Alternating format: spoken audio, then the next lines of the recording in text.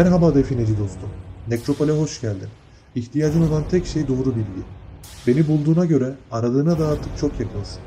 Senin için hazırladığım bilgi ve tecrübeleri abone olarak takip edebilirsin.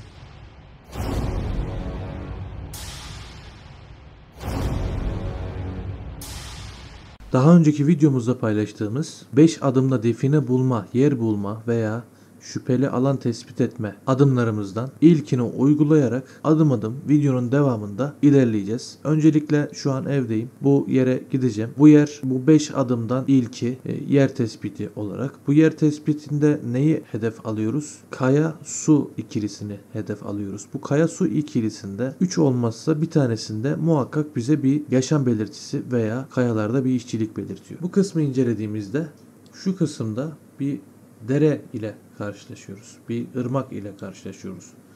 Da şuradan gelen, buralarda kurumuş şu tarlalardan dolayı ama şuradan şu şekilde gelen bir ırmak ile karşılaşıyoruz. Bunu da nereden anlıyoruz? Zaten haritada tam anlamıyla bize neyin ne olduğunu gösteriyor. Neden şu kısımlara odaklanmıyoruz da şu kısım bizim dikkatimizi çekiyor. Biliyorsunuz ki antik medeniyetlerde sürekli bir tepe anlayışı ve kaya üzerine yapılmış işçilikler mevcut. Bu yüzden bizler de haritalara bakarken haritalarda su durumlarını göz önünde bulundurarak tepelere ve kayalara yönleniyoruz. Burada dikkatimizi çeken konu ise şu: etrafında kayalık bir alan yok ama şu kısımlarında şu kısım ve yine şu kısımlarında kayalık alanlar mevcut. Ayrıyeten şurada bulunan bir set olarak bir çizgi durumu mevcut. Bunun yanında yine şurada bir ilginç bir durumla karşılaşıyoruz.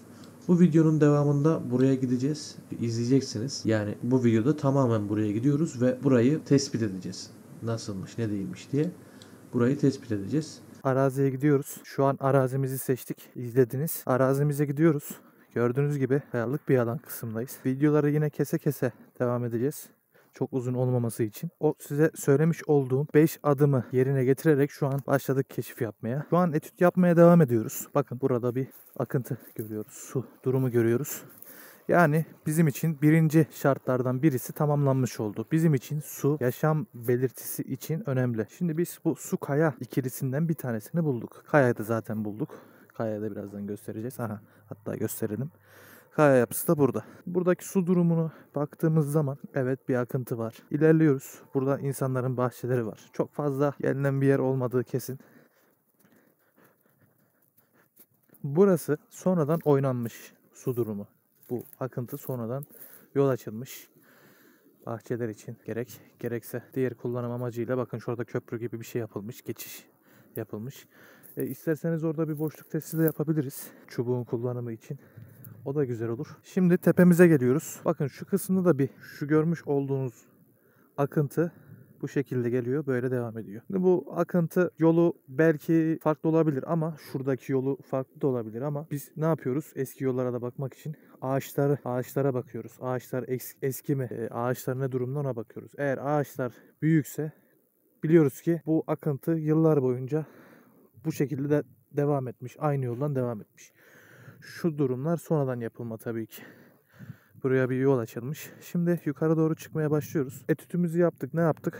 Şöyle geldik. Şimdi zirve mantığı vardı bu insanlarda. Her zaman. Hem yaşantı hem de mezar durumlarında veya gömü durumlarında.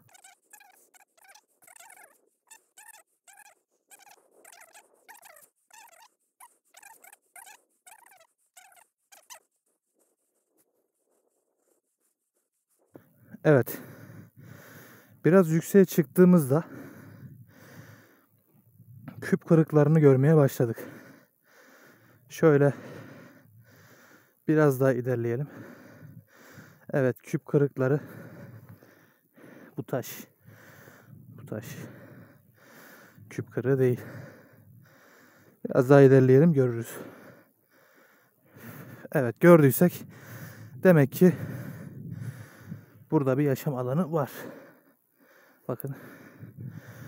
Bu da önemli bir durum. Nasıl önemli bir durum? Şimdi bizim bu taş. Bunlar taş. Şuna bakalım, bu neymiş? Bu işaret falan değil. Yani şu gördüğünüz taşın kendi şeyi. Ama şu gördüğünüz bakın dışında boya var gibi. Bu medeniyetin boya varsa eğer, kimisinde pürüzsüz boyalar oluyor. Kimisinde bu şekilde boyalar oluyor. Bu medeniyetin, hani bunu yapıyorsa, sanatla ilgileniyorsa bu adamlar, bu medeniyetin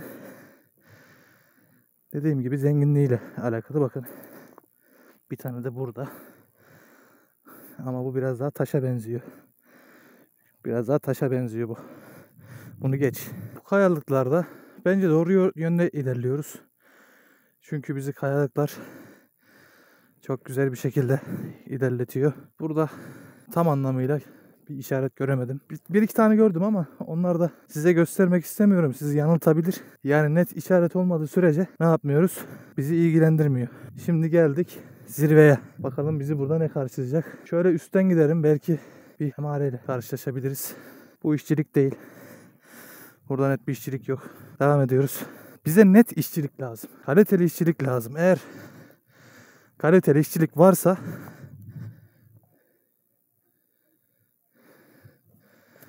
köpekler sesimizi duydu. Evet. Bu kayalar işarete müsait. Şu karşıya. Evet, orada bir şey gördüm. İlerleyelim.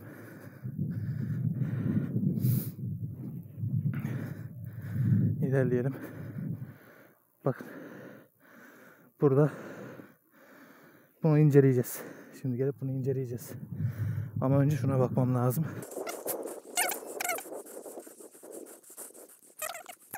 Doğru yerdeyiz. Yani şimdi yerimizi bulduk. Ne yaptık? Arazimizi taradık. Su var mı ona baktık. Yerimizi bulduk. Heyecan yok. Daha hiçbir şey bulmadık. Sadece işçilik olan bir yer bulduk. Öncelikle geliyoruz. Böyle yerlerde kasa olma durumları olabilir. Şöyle bir bakalım. Evet, burası sanki bir tapınma yeri gibi duruyor. Şurası koydukları yer. Yağma koyuyorlar, burada yakıyorlar. Işıldatmak için. Şöyle bakalım. Şuraya bakalım.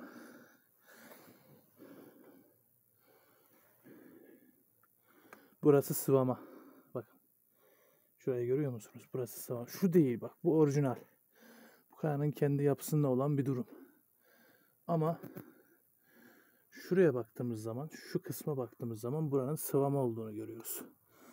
Kasa olma durumu olabilir.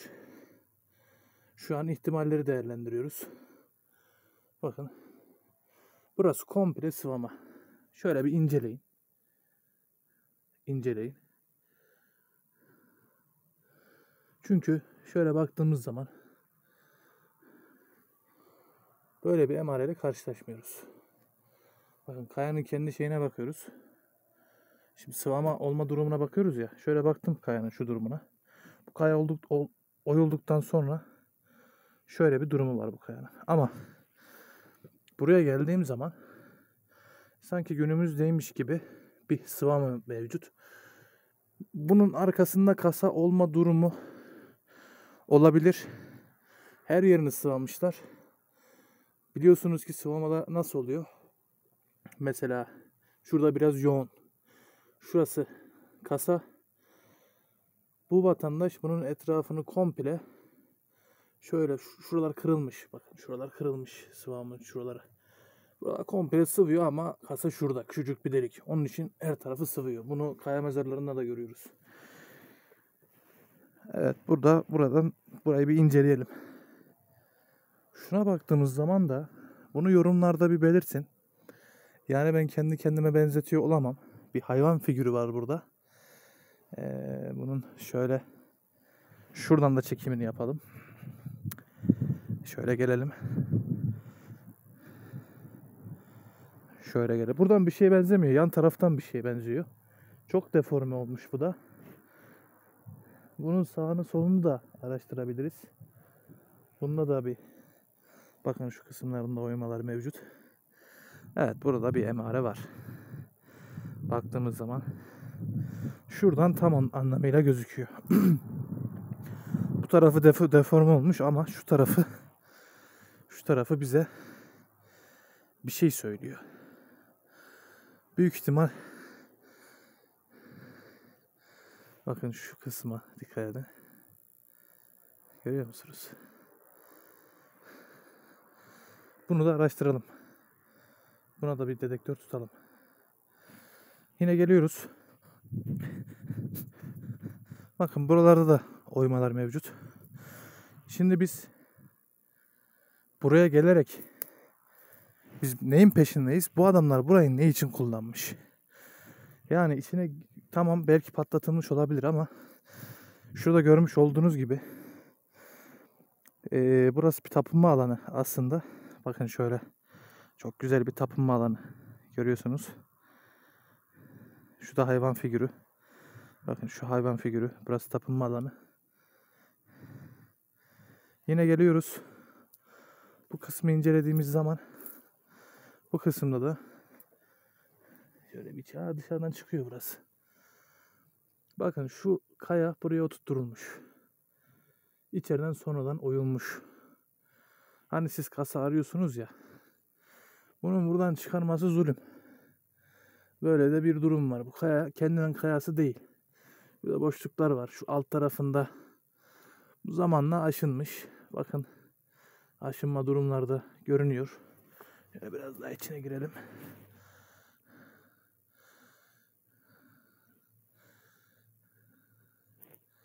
İçeride bir oksitlenme de mevcut. Bizi yanıltmasın. Bakın şurada bir yine olay var. Burada büyük ihtimal bir kasa vardı yine.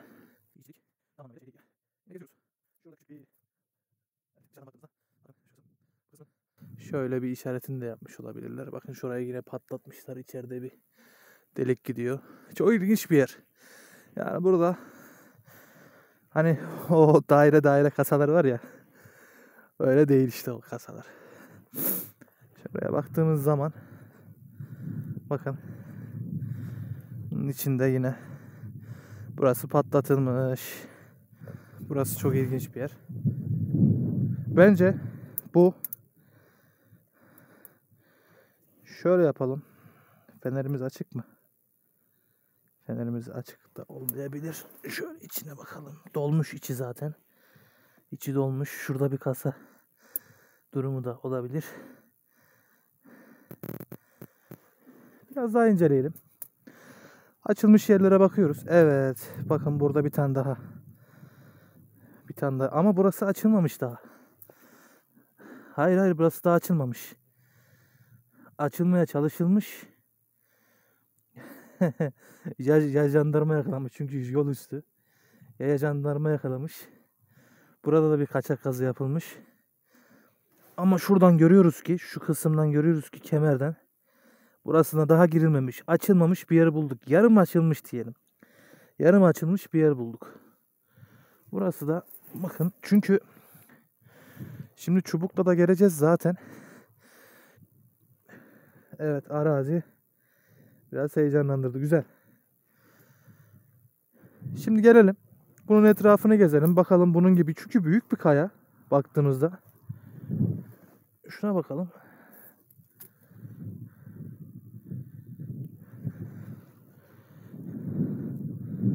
Şuradaki işçiliği görüyorsunuz. Büyük ihtimal burada bir tane daha giriş var. Şu kısımda. Ama şuradaki boşluğu gördüğüm zaman, şuradaki çöküntüyü gördüğüm zaman burasının, çünkü taşlar da var burada bakın. Burasının açılmış olduğunu. Daha önceden ama. Şimdiden değil, daha önceden. Buranın her yeri bence kazılmış. Şuraya da gelelim. Buranın her yeri kazılmış. Bakın. Ama bu kazı yeni. Bu kazı yeni. Bu kazı eski değil. Boşluk aranmaya çalışılmış. Büyük ihtimal burada da boşluk bulunmuş ve gördüm. Boşluğu gördüm. Boşluğu gördüm değerli dostlar. Bakın. Şuradan bir boşluk daha gidiyor içeriye. Şöyle kamerayı biraz yakınlaştırayım. Şu içeriden bir boşluk daha gidiyor. Hani buluyorlar ya kasaları. Bakın ben size yarım kalmış, daha açılmamış kasaları gösteriyorum. Burada açılmamış, buranın boşluğu hala devam ediyor. Büyük bir boşluk var burada.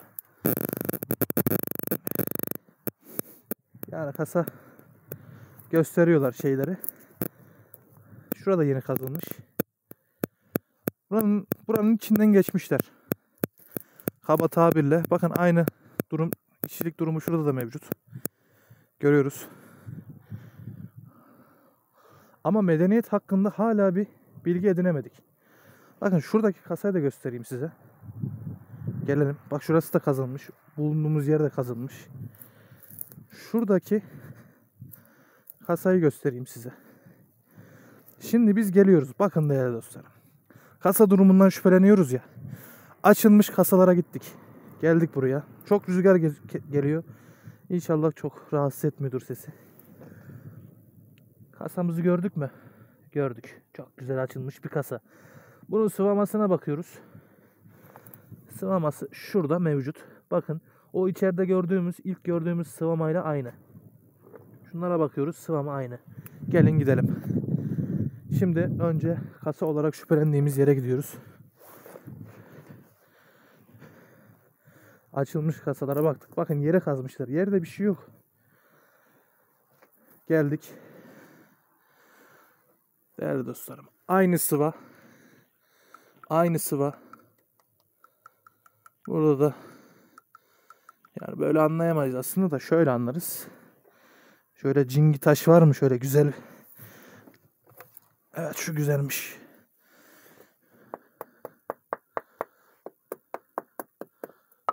Oy. Değerli dostlarım. Şöyle bir durum var.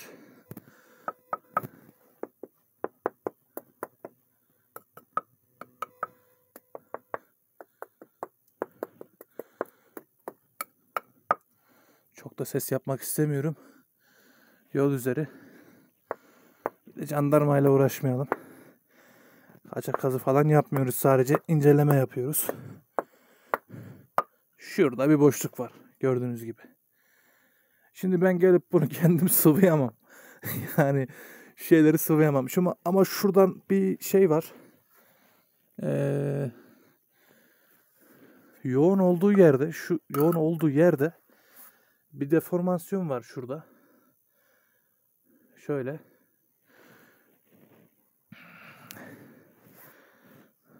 Buna bir bakacağız. Şimdi ne yaptık? Geldik. Suyumuzu gördük, yerimizi gördük. Yani hani anlatıyorum, boşa anlatmıyorum. Bakın 5 adımımızı yerine getirdik. Açılmış kasalara baktık. Açılmış kasaları gördük. Sonrasında ne bulduk? Bir tane açılmamış kasa olabilir durumuyla karşılaştık. Bak hiçbir zaman kesinlik yok. Şimdi buraya en son makinalarımızla geleceğiz. Makinayla şöyle rüzgardan şöyle yapayım. Makinayla test yapacağız. İşaretlerimizi, gerçi işaret yoktu burada da. Şurada birkaç tane işaret var da. Burası.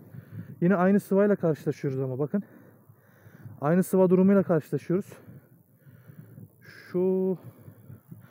Şuradaki açılmamış durum beni çok heyecanlandırdı aslında. Şuradaki açılmamış durum beni bayağı heyecanlandırdı. Çünkü bu vatandaş burayı açtıktan sonra bunun içinden bu şekilde bir şey alamaz. Giremez buraya. Şimdi burada bir boşluk testi yapalım. Aynı şuradaki gibi olabilir. Şuraya bir girelim. Yani artık oradan şüphelendik. İçi nasıl olabilir diye bakalım. Veya şöyle yapalım. Boşluk testimizi yapalım. Kafamızda yer etmesin. Aynı boşluğu çizmesin bize beynimiz. İçindekini bilmezsek bizim için daha iyi. Şimdi bu kayanın üstüne çıkalım. Kayanın üstüne çıkalım. Şöyle. Kayanın üstünde ne göreceğiz? Yanlarına baktık. Şimdi kayanın üstüne çıkıyoruz. Neresiydi bizim boşluğumuz? Şimdi birinci boşluğumuz şurası. Şurası birinci boşluğumuz. Geldik. Şurası bizim o açılmış yer. Bakın bu iki kaya da şurada da. Bunları sıra sıra dizmişler zaten. Bakın şurada bir boşluk. İşaret bunlar aslında. Bakın şu birinci kasanın boşluğu 1. Şu ikinci kasanın boşluğu 2. Şu üçüncü kasanın boşluğu 3. Burası açılmamış. Yarım açılmış. Buraya geliyoruz. Bunun tabanını görmemiz lazım. Eğer gidiyorsa, bakın bunlar faydalı bilgiler. Eğer gidiyorsa bilin ki havalandırma için yapılmış burası. Ama eğer boşluk böyle geliyorsa buranın mezar olma durumu açığa çıkıyor bu sefer. Kasa değil. Mezar olma durumu açığa çıkıyor. Şimdi ben buraya yarın tekrar geleceğim. Kafa kamerasının arızasından dolayı şimdi çubuk testi telefonla çekiyorum, o yüzden çubuk testi yapamıyorum. Ama ben buraya kafa kamerasıyla gelip sizin gözünüzün önünde bakın. Şöyle tekrar gösteriyorum. Şu birinci yerin işareti, boşluğun işareti. Şu ikinci boşluğun işareti. Bakın. Burası açılmış. Buraya bakmayacağız. Buraya ikinci videoda bakacağız. İkinci videoyu da hemen ardından yayınlayacağım. Çünkü biliyorsunuz ki çubuk bize her zaman kafamıza göre götürdüğü için. Burayı bilmezsek bizim için daha iyi. En azından burayı çizeriz. Deriz ki buna göre.